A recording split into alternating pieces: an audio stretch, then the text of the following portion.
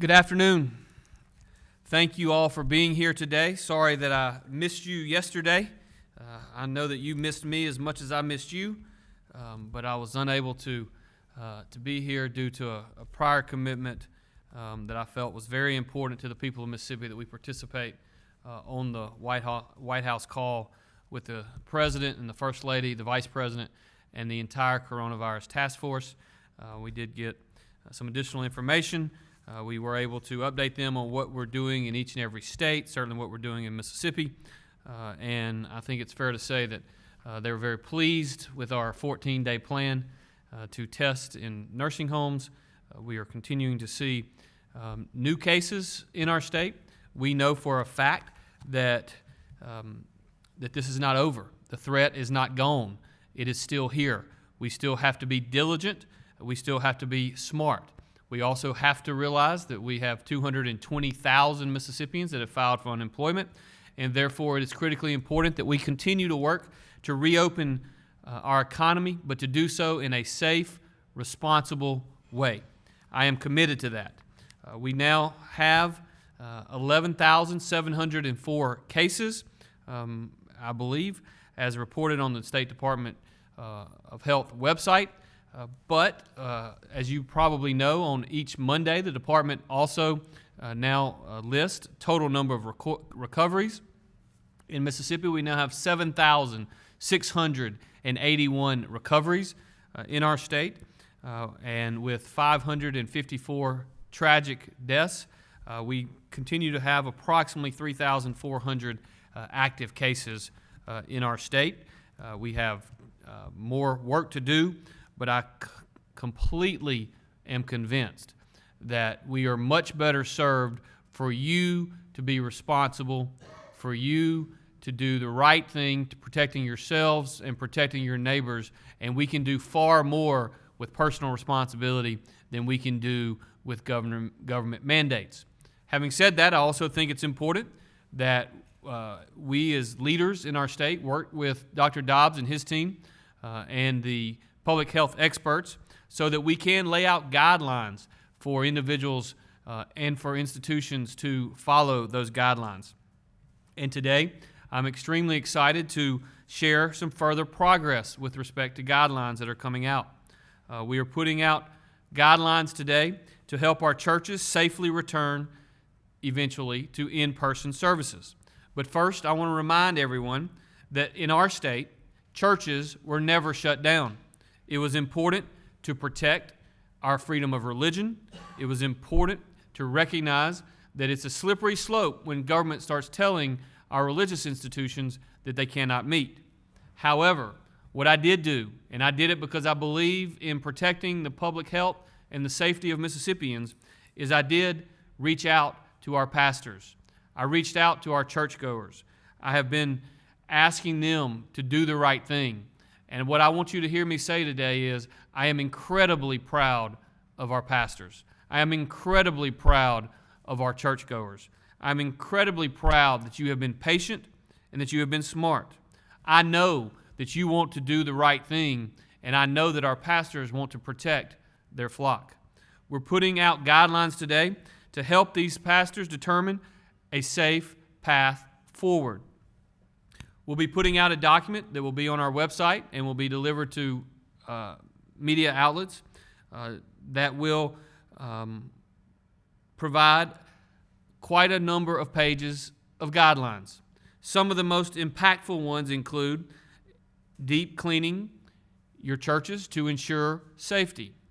Consider holding services just for the most vulnerable populations so that they can avoid interacting with larger crowds. Consider limiting your attendance and providing space between non-household units. Replace choirs with solo performers. I want to say that again. Replacing choirs with solo performers. We know that early on in this battle, we saw a number of community transmissions that occurred from various choir members that had the virus, spreading it to other choir members. Please be mindful of either spreading the choir out or just doing soloist. Avoid passing offering plates. Obviously, as you pass the offering plate from one person to the next, and every single person touches the same offering plate, you increase the risk of the spread of virus. There is a way to take up an offering without doing that. We're also going to recommend that if you have coffee stations or other amenities within your church, to consider closing them for the time being. Again, these are guidelines.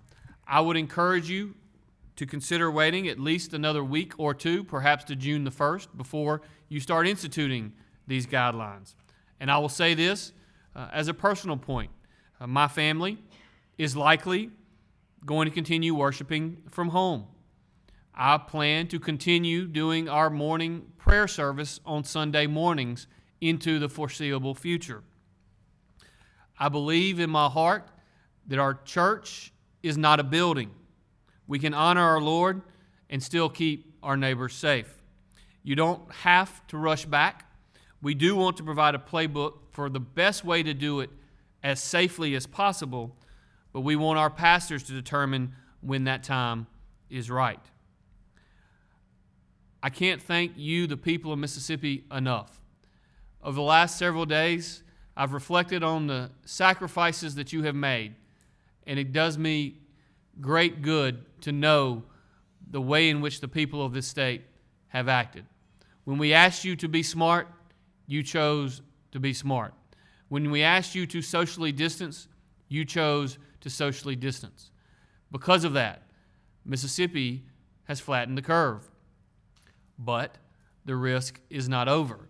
We have to continue to be mindful. We have to continue to be smart. We have to continue to socially distance, whether we're in church or at work or somewhere in between.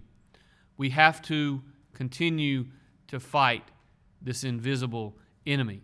We know that COVID-19 remains in communities throughout our state. We know that it is worse in some communities than in others, but we know that it is in all of our communities. Because of that, I have to continue to ask you to be diligent, to be smart, to follow the guidelines that we have put out. Whether it's an executive order that carries the mandate of law or simply recommendations and guidelines, I have to ask you to continue to be smart, protect yourself, protect your family, and protect your fellow Mississippians. With that, I'm going to turn it over to Dr. Dobbs and let him give us an update on cases. Dr. Dobbs? Thank you, Governor. Just as an update on some of our key public health guidance, I just want to remind everyone that coronavirus is actively circulating in our communities and everyone is still at risk. And coronavirus, although more dangerous for older folks and people with chronic medical issues, is dangerous for everyone. Most people spreading coronavirus don't even know they have it.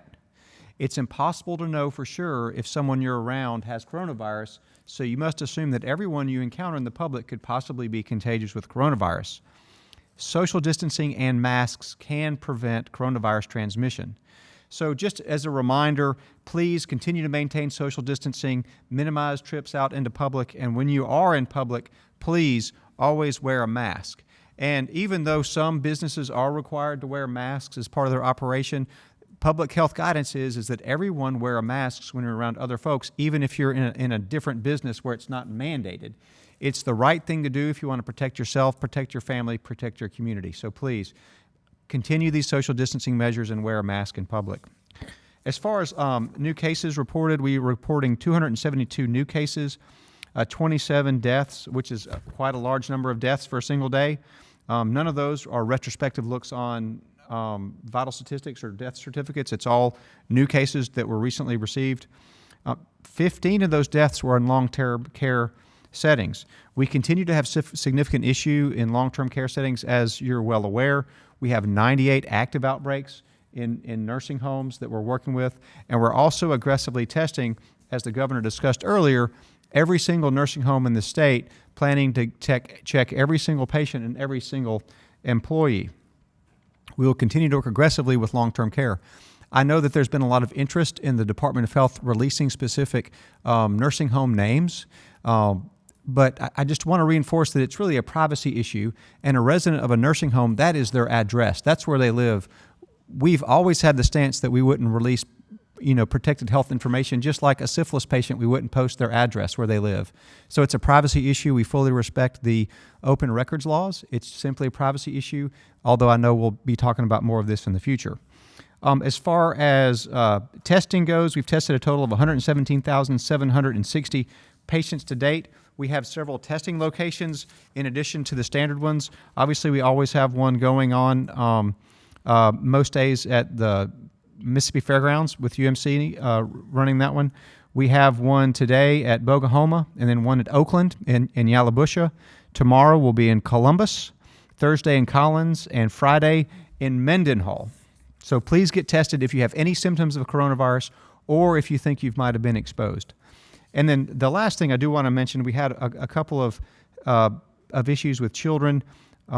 We are reporting our first case of multi-system inflammatory syndrome in children. That's the new acronym MIS-C. The child was from Central Mississippi, who tested positive coronavirus, but he has recovered and been discharged from the hospital. We'll be monitoring this very closely. Additionally, sadly, we are reporting a pediatric flu death. It's our first pediatric flu death for 2020. Again, a child from Central Mississippi. The child tested negative for coronavirus. A powerful reminder that flu's out there. Even in the summer, we do have flu cases, and how important it is to get your flu shot. And Governor, that's all I have for today. Thank you, Dr. Dobbs. The effort to test everyone in long-term care facilities, as well as not only the residents but also the employees, is one that is ongoing. We started this late last week. Just so you understand the real deal that this is, we have approximately 28,000 total residents plus total employees. We've tested 40,000 Mississippians per 1 million residents. We've done approximately 120,000 total tests, and our goal is to test almost 27,000 in long-term care facilities over a 14-day period. And we're not halfway through that, but we've already started that process. And so Dr. Dobbs and his team, the Mississippi National Guard, the Mississippi Emergency Management Agency, are teaming up to do that. We're giving the long-term care facilities the opportunity, if they want to do it themselves, that's perfectly acceptable. That's one of the options that we have given them. If they want us to do it, if they want the Department of Health to come in, we're willing to do that as well. But as we see more and more of our deaths, and you can see this each day, the percentage of overall deaths that have occurred in Mississippi, every single one of them is tragic, but the percentage of overall deaths in Mississippi has continued to creep up in long-term care facilities as a percentage of overall deaths. And therefore, we've got to understand that while we are seeing transmission throughout our communities in terms of the number of deaths, long-term care facilities is certainly one of the high-risk areas, and we were committed to working through that. With that, I'm going to turn it over to Director Michelle, who's going to give us an update on the emergency management side of things. Thank you, Governor. Today had a meeting with the Mississippi Department of Transportation with regard to contraflow in our initial planning for hurricane season. As everyone should be aware, we've had our first storm, Tropical Storm Arthur, off the East Coast. Fortunately for us, that did not have any effect on Mississippi, but it was a stark reminder that hurricane season has officially started almost 3 weeks early this year. Just a reminder about contraflow. Should contraflow be activated this year for hurricane season, that is a last resort only. It is an agreement between the state of Louisiana and the state of Mississippi. Just a few things to remind everyone. Again, as I've already said, it's a last resort. You should only use that if you have to. You should prepare to be involved. The contraflow would be open and operational for only a period of about 12 hours. That typically is going to be basically a very long traffic jam because, again, it's a last-minute effort for people to get out. So you want to plan ahead to avoid having to get involved in contraflow. There will be no fuel resupply or refuel points along the contraflow route other than those exits that will be available once the contraflow ends. So your vehicles will need to be full of fuel on your way. If not, then you'll be stranded along the route and then have to be evacuated off. So there's a lot of factors that go into contraflow. This was our initial call. We'll be speaking with the Louisiana Department of Transportation on Thursday, as well as MDOT, to have future coordinations with that, but that's just a reminder.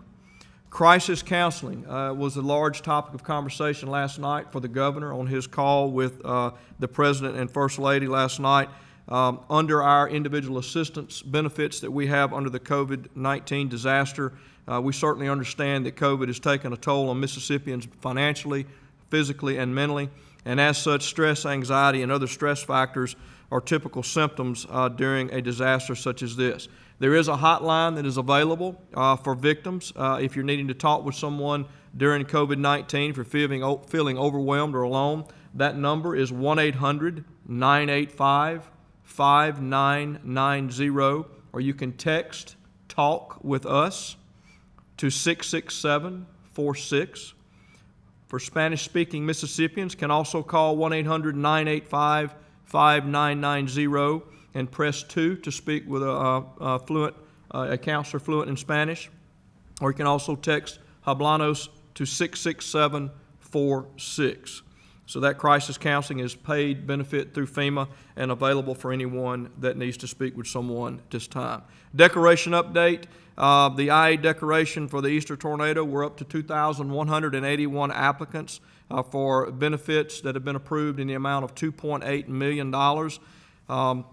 The disaster assistance centers that we have available that we opened up at those 6 counties, we extended those for one more week. They will be closing this Friday at 5 p.m. So if you're needing that face-to-face interaction, you'll need to get to those centers before Friday at 5 p.m. And then finally, we're still waiting to hear back from FEMA on approving the addition of the 26 counties for the public assistance declaration for that same Easter tornado disaster. And then finally, just PPE. We continue to push PPE out every day. Yesterday, we delivered to 28 Tier 1 facilities. That included 4 facilities in 4 counties that needed emergent resupply. And then today, we're delivering to the 82 counties and the Mississippi Band of Choctaw Indians.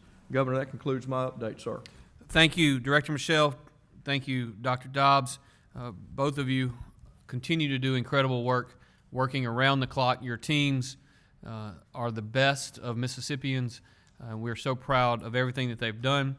A reminder, 1-800-985-5990 if you are having trouble and you need to talk to someone.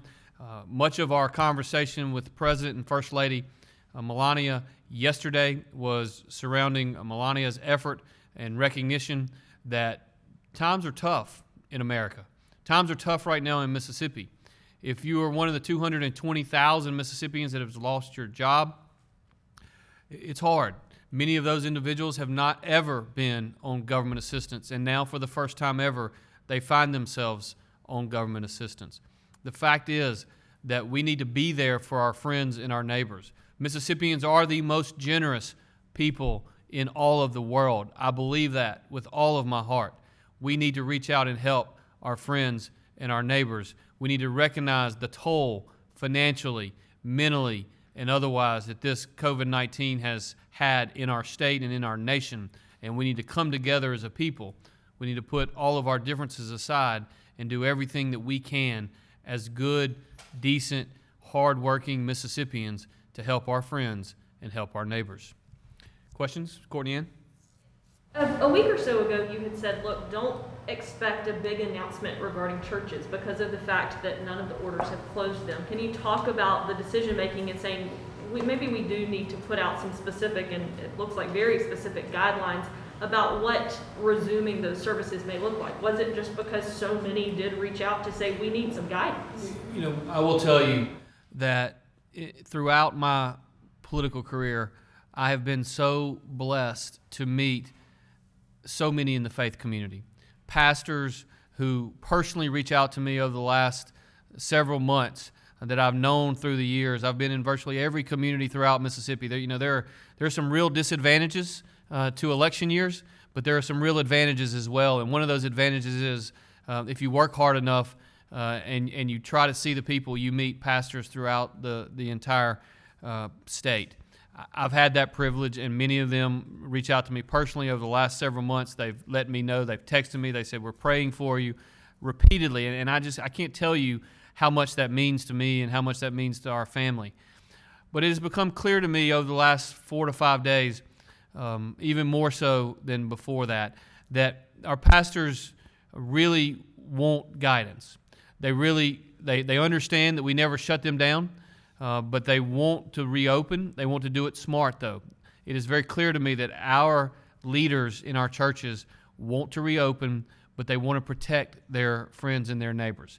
And the fact is, while some people across the state think they know more than the public health experts, our pastors know that if I as a leader, as a governor, can sit down with Dr. Dobbs and his team, and we can develop potential ways in which we can reduce the risk of spread in churches, that's the way our pastors want to open their churches. They want to do it responsibly. Most are not going to do it this weekend. Many are not going to do it the next weekend. And I think that makes sense. I think we should be looking for a couple of weeks out is when we reopen. But when we reopen, and that's a decision that's made by pastors because there is no government order that has shut them down, these are guidelines. And by the way, there are 8 pages of guidelines that can go through and talk about the things that can be done to minimize and mitigate the risk. We are not going to eliminate the risk in our churches. It's just reality. If you bring people back into confined spaces, there are going to be risk. And so what we're trying to do is to lay out guidelines for those individuals that want to reopen over the next several weeks. And in many instances, it's the leader of the denominations, whether it's the bishop of the Methodist Church or it's the superintendent of the United Pentecostals, both friends of mine, and the leader of the Baptist churches, et cetera. They're going to make decisions as well as a unit, but we just wanted to say if you want to reopen or when you reopen, here's one of the safest ways in which to do it. I'm reminded there was a question asked recently on a call that I was on with Dr. Burks, and the question was, if we do X, you can fill in the blank what X is, but if we do X, will it be safe? Her response, which I think is very appropriate here, is it will be safer if you do that, but in terms of us trying to get completely back to normal, we've got to understand that there are risks associated with any decisions that we make. And so what I'm trying to advise pastors of is, if you used to have one service with a couple hundred people, think about having 2 or 3 different services or 4 or 5 different services so that we can spread out the number of people in any one facility at any one time. Scott? Well, if I could redirect Dobbs back to the MIS case, the multi-system case, and concern, of course, those things don't pop up in a bottle, that is there room for more concern about that case? As far as that specific case, it is a treatable disease, and certainly I know the kid will get fantastic medical care going forward. We do have several others that we're monitoring and are possible cases. So I would expect to see more over the coming weeks. Would that be a case that was brought in, perhaps traveled, that person traveled, came back, or just Not that I'm aware of. Yeah. just developed? Well, after getting coronavirus, Yeah. but I don't have any knowledge of travel history and stuff like that. Yes. I understand. Yes. Dr. Dobbs, have you asked the Attorney General to give you an opinion on whether or not you can keep that information away concerning nursing homes away from the public? We have an Attorney General assignee in our office, and we also have a privacy officer who is our HIPAA compliance officer. And this is protected health information, just like the name, just like the phone number. There's a list of 18 different identifiers that are protected health information, and the Department of Health, as a clinical provider, is a HIPAA protected entity. And unless there's a public health reason to release the information, and we haven't identified one as far as like any risk to the general population, like if we have a hepatitis A outbreak and a bunch of people eat there, y'all noticed before we released the name of the restaurant because people needed to know. And if there were a similar situation in a nursing home or anywhere else, we would do the same. But for a contained outbreak where we have, we're doing all the testing and stuff like that, and there's not a compelling public health interest, we consider the nursing home address that patient's address. And CMS sees it the same way. So it's the same stance we've had before.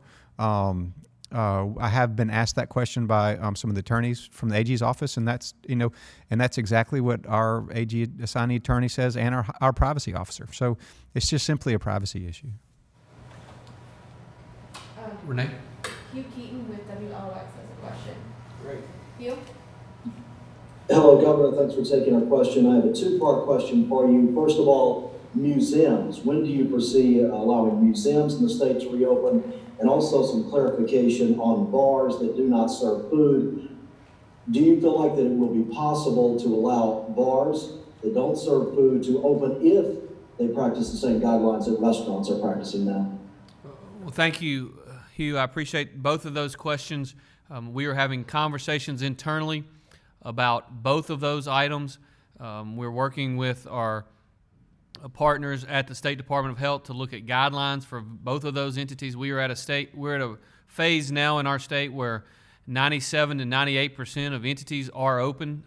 Bars that do not serve food and museums are two of the few entities that are left. We are looking at ways in which to provide guidelines for those two entities, and I would anticipate that we would have the opportunity to propose guidelines on those entities, most likely over the next several days. Bob? What about the bill? Are you close to signing it, or are you having second thoughts, or where does that stand? I'm not having any second thoughts. I'm having first thoughts. But we're looking at it. Our legal team and our policy team continue to review the bill.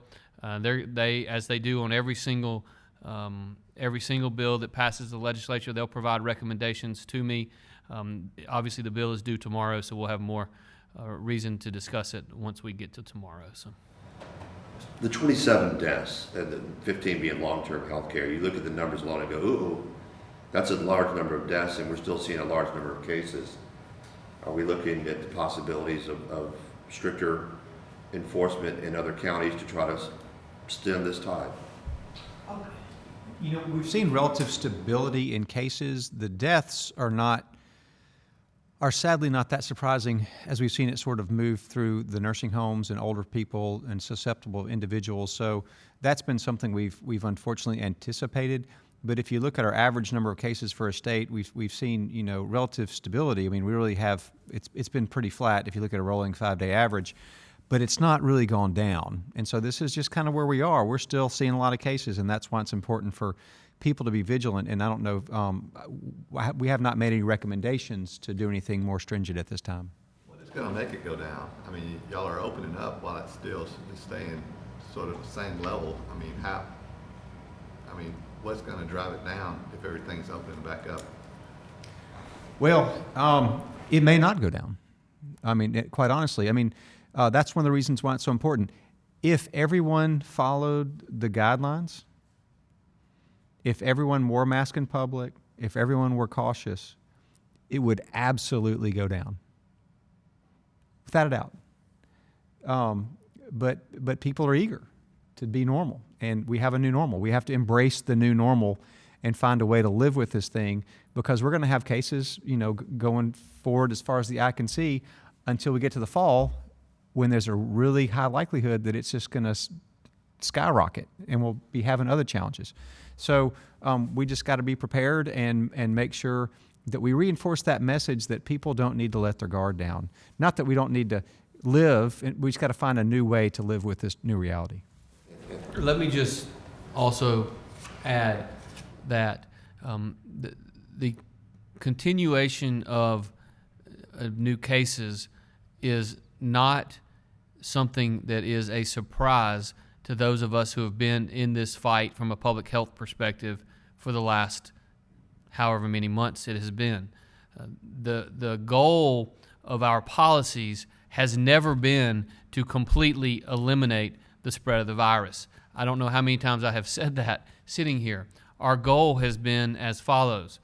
If you are a Mississippian who can get better with quality care, that you have access and availability of receiving that care. Our goal has been to protect the integrity of our healthcare system. That's the reason very early on you saw us bring Dr. Brunson and Dr. Hayes in, so that if we did see the spike, which thank God we never saw the kind of spike that they saw in Louisiana. We never saw the kind of spike that they saw in New York and in New Jersey and in some of the northeastern states. What we're seeing now or saw in Detroit and now more in Illinois. We never saw that huge spike in cases. We were prepared for it if we did, but when you look at our hospitalization and you look at our number of patients with COVID-19 in ICUs, when you look at the number of COVID-19 positive patients on ventilators, it's been relatively flat for almost 40 days. And what we have to realize is that the virus is in every community. We have to be diligent. Dr. Dobbs' point, which is we need 100% participation in the smart policies that we are recommending or requiring in certain areas. We still have a shelter in place for those individuals that are over the age of 65, as well we should. This virus is particularly cruel to those in that category, those who have pre-existing conditions. You look at the number of fatalities. Sadly, but true, of the 500 plus fatalities, 80 of those are individuals over the age of 90. An additional 129 are individuals over the age of 80. An additional 155 are those over the age of 70. An additional 120 are those over the age of 60. It is those individuals that are particularly compromised from an immune system standpoint and those who are older that are most at risk. Everybody is at risk, but those are the ones that are most at risk. The reason that everyone is at risk is because some of us in society have pre-existing conditions that we don't even know that we have. It's just a fact. And so that's the reason everyone needs to be diligent. When you're out in public, you need to wear a mask. You need to be smart. We all want to get back to normal everyday life.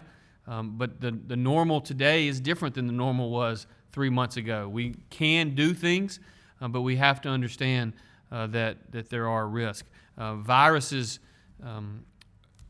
such as the flu, they are spread from person to person, and this particular virus is clearly far more dangerous than many viruses that we've dealt with in the past.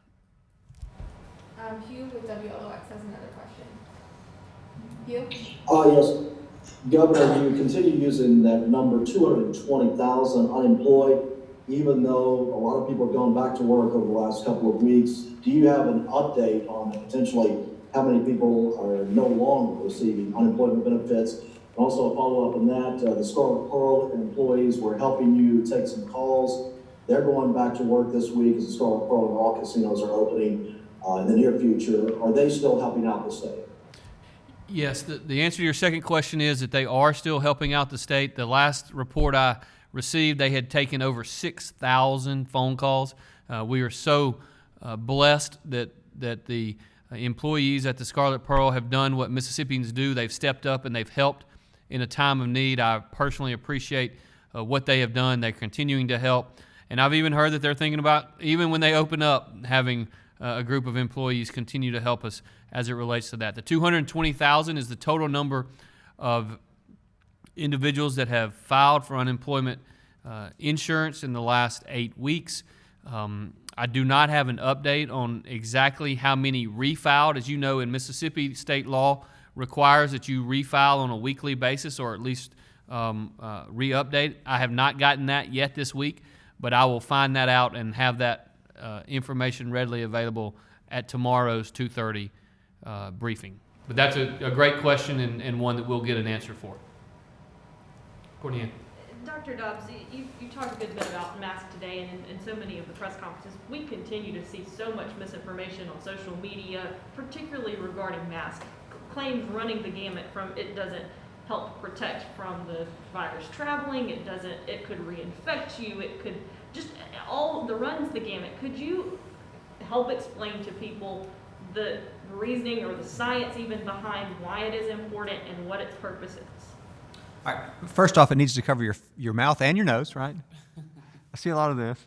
I'm sure y'all do too. Yeah, so, please cover your mouth and your nose. In the hospital environment for people with flu, we've always worn surgical masks to protect one another. So there's clear precedent for viral transmission. There's multiple reasons for wearing a mask. One of the most important reasons is because people don't know they're infectious, even if they have no symptoms, they're totally contaminating the air around them, kind of like Pigpen walking around with contaminated air, or the environment. And if you have a mask on, 90% of that doesn't get out. And so you're basically making an infected person walking around a lot less contagious. Keeps you from touching your face and also keeps you from breathing in, a good proportion of the infectious droplets that are floating in the air. So, it's very important. It also sends a nice psychological signal that say, hey, this is not normal. We need to stay away from one another. So it's such an easy thing to do. If I can go to the store and get my bike fixed but wear a mask, that's wonderful, versus closing all the bike stores, right? So it's just such an easy thing to do. Just really wish everybody would take it seriously. Yeah, there's no doubt that we strongly encourage individual Mississippians to wear a mask. One of the, this whole process has been challenging for so many Mississippians, for all Mississippians, I would argue. But there's also been signs of inspiration. And one of the inspirational things that I've seen is just ladies sitting at home making masks and giving them away. I can think of 10 different people that I've personally spoken with that are doing just that. They're taking it and giving it to their fellow church members, taking it and giving it to the elderly in their church. That's what Mississippians do. That's what gives me great reason for optimism about our future, is that Mississippians are stepping up and helping each other. But if you can, please wear a mask. Emily with AP has a question. Emily? Thank you. Hi, Governor. What are the updated numbers for testing and number of positive and negative cases inside the prison system? Okay, I was trying to come up with the fact that we have tested almost 40,000 per million, so we've tested almost exactly 120,000 Mississippians. But then those last three words made me go to my notes here, because I do have this as of early this morning. We had done 56 total tests of inmates. We have 20 positive cases, 35 negative cases amongst inmates. We have tested 53 staff members. We have 9 positive cases amongst staff, with 40 negatives and 4 pending. So we have 1 pending amongst inmates, 4 pending amongst MDOC staff, and we have tested 109 combined. Thank you, Emma. Scott. Reservoir operations, the sandbars along the Pearl River, I don't know if there's a straight indication of whether people can resume boating in those areas and on the sandbars. There seems to be some gray area of what can and can't take place, and should it take place where people can gather on the sandbars of the Pearl. It's certainly not advisable for large groups to gather, even outdoors. One of the challenges that we had early on is that we had hundreds of people gathering. We believe that if you want to go to the beach or even a sandbar and stay 6 or 8 feet away from people, it is less likely that there will be transmission, obviously. But the best thing to do is, if you want to go boating, have less than half capacity in your boat and stay on your boat. That's fun. That's enjoyable. People enjoy doing that.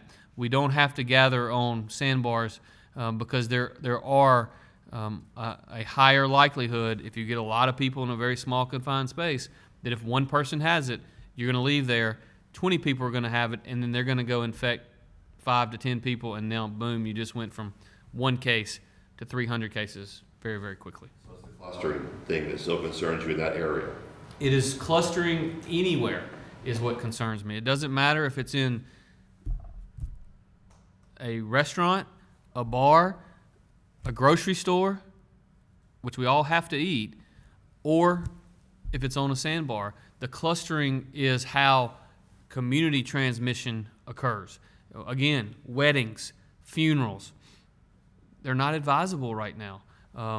And it's horrible. I wish it wasn't true, but that is what the health experts tell me, and they've been right every step of the way, and I absolutely am committed to trying to keep Mississippians safe.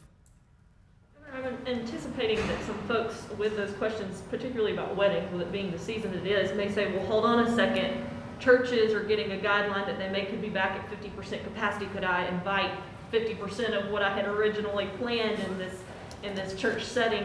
What do you tell these folks who are trying to figure out what's next for them, maybe for a big event that they have planned and are trying to shuffle? Well, I will tell you, I think to a certain extent,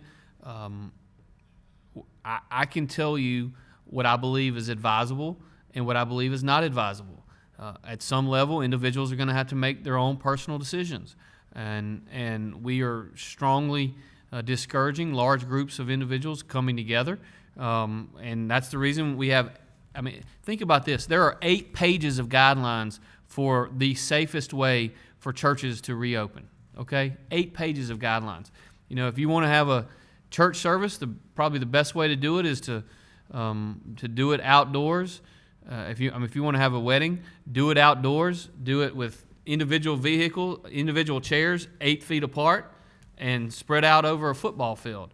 And that's probably the safest way to do it. Again, does that mean it's safe? No, that means it's the safest way to do it. And so, I know people want to get back to doing what they want to do. They want to go back to the way it's always been. If we're going to work together to keep the spread of the virus from blowing up, which, by the way, is the absolute worst thing that can happen. You know, we've been consistent. We've reached 400 new cases in a day, but we know that basically the 2 times that occurred, we had really low cases either 2 days before or 2 days after. So that was really a data dump, probably. I mean, you start looking at the average number of cases, and it's been between 220 and 280 for many, many days on end. We don't want that to double. I looked at the numbers yesterday, and if you looked at the numbers yesterday, it had taken 23 days for the total number of cases in Mississippi to double. Well, what that means is, as I mentioned earlier, even though we've had 11,704 total cases, because of the time that has passed, 7,681 of those have recovered, which means the total number of active cases is closer to around 3,000.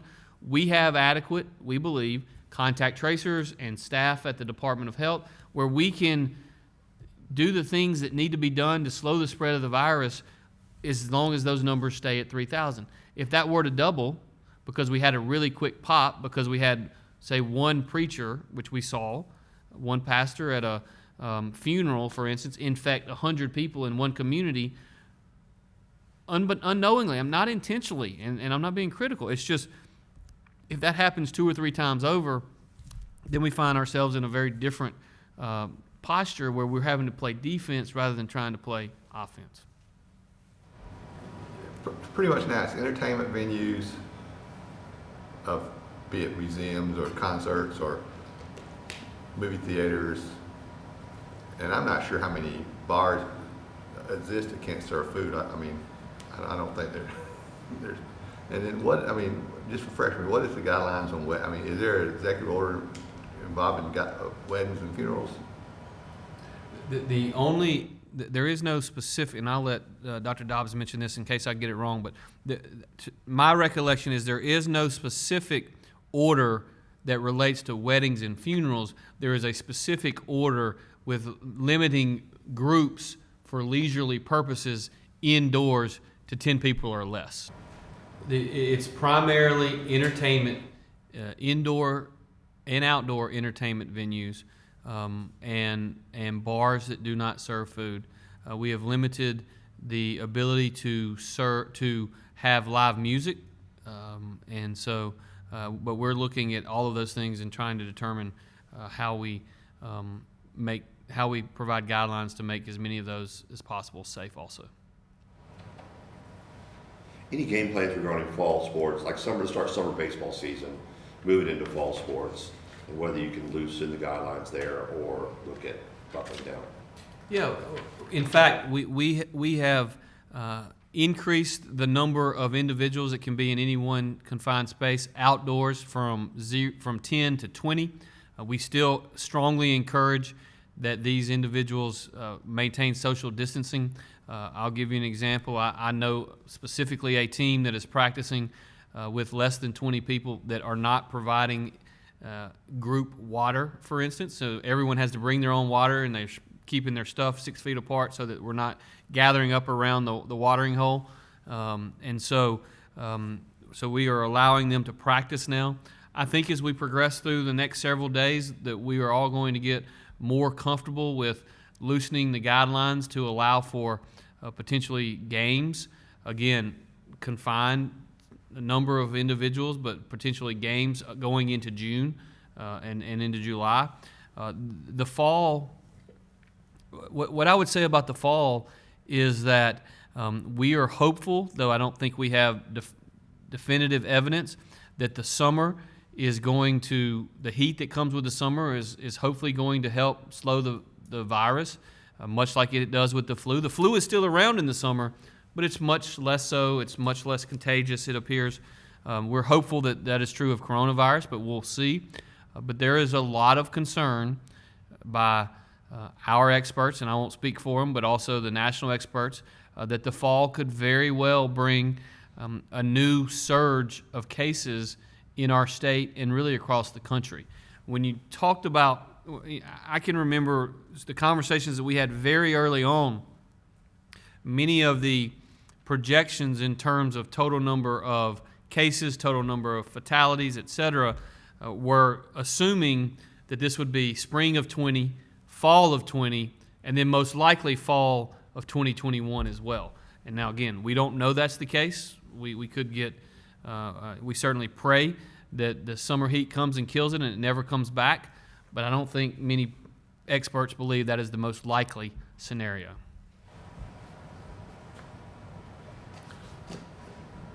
Yeah, I'm jumping ahead, but if you do sign that bill, will you be prepared at that time to give businesses a sort of a roadmap of how to proceed to, I mean, will it be that quick that you can start talking about? We're certainly, we have large groups of individuals that have been preparing for weeks to find mechanisms by which we can comply with Treasury guidelines. And while checks are not going to be going out immediately, certainly we're going to get it done as quickly as is humanly possible.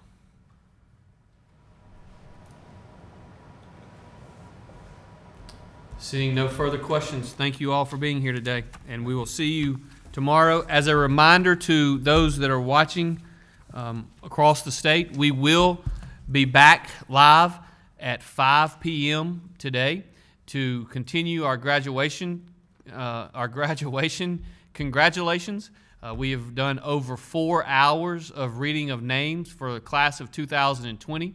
I know we have several hours left to do it. I'm so proud of the 2020 graduates, and it is my privilege to honor you by having an online commencement service.